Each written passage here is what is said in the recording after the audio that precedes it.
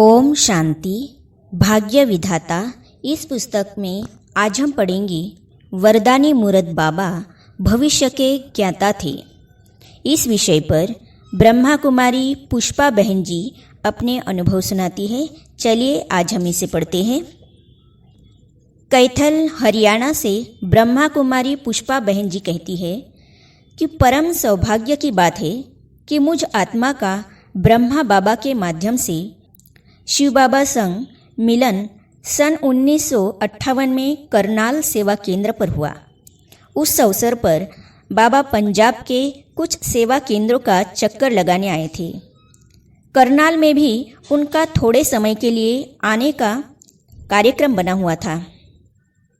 बाबा मुरली चलाकर क्लास के भाई बहनों से मिलकर बाहर जाने के लिए निकले तो मुझे ऐसा आभास हुआ कि जीवन की कोई बहुत प्यारी चीज़ मिली है और शीघ्र बिछुड़कर जा भी रही है। मैं अपनी सुध-बुध खो चुकी थी, जैसे कि ध्यान में थी। मित्र संबंधी भी बाबा से मिलने आए हुए थे। मेरे को लौकिक दुनिया की लोकलाज का कुछ ख्याल नहीं आया। जुदाई का अनुभव कर खूब प्रेम के आंसू आ रहे थे। बाबा कार में जाकर बैठ गए। जाते ही दिल्ली से बाबा ने मुझे पत्र लिखा कि बच्ची को मैं बिलखता रोता छोड़कर आया हूँ। बच्ची को धीरज देना और कहना कि मैं जल्दी लेने आऊँगा। यूँ तो कड़े कर्म बंधन थे।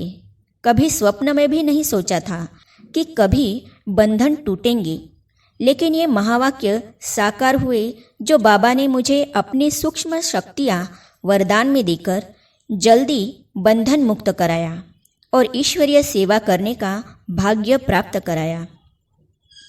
वरदानी मूरत बाबा भविष्य के ज्ञाता थे। मस्तक को देखकर बाबा कुछ कहते थे तो वह वरदान ही बन जाता था। एक बार मैं बाबा के सन्मुख खड़ी थी तो बाबा कुछ समय मेरे मस्तक की ओर देखकर बोले, बच्ची को जल्दी अनुभवी बनाऊंगा।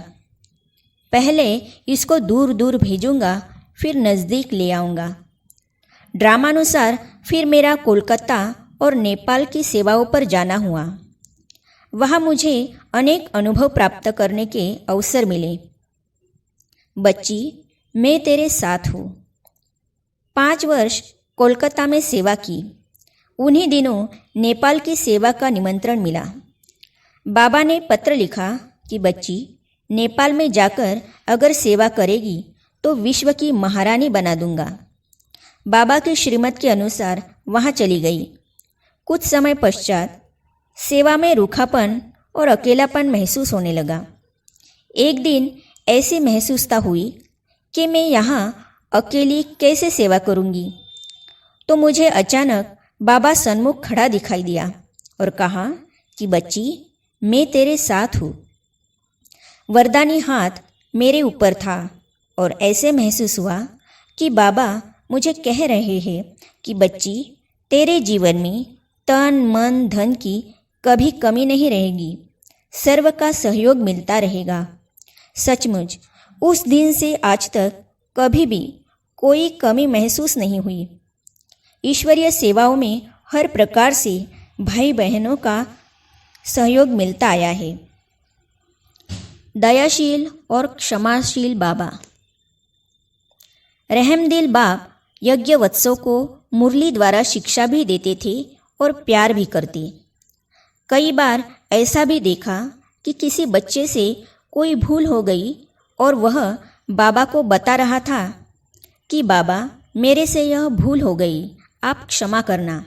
उस समय बाबा प्यार का सागर बन बिल्कुल अनजान हो जाते थे, जबकि बाबा को पता भी रहता था। बाबा कहा करते थे, बच्चे, आगे से नहीं करना। बाबा किसी बच्चे की भूल दिल पर नहीं रखते थे। सदैव शिक्षक बन शिक्षा भी देते थे और बाप बन अभूल हो प्यार भी देते थे। उस बच्चे के साथ व्यवहार में कोई भी अंतर नहीं होने देते थे। बाबा सदैव निर्माण चित्त थे। सभी प्रकार की सेवाएं करते थे, परंतु मैंपन का जरा भी भान नहीं था।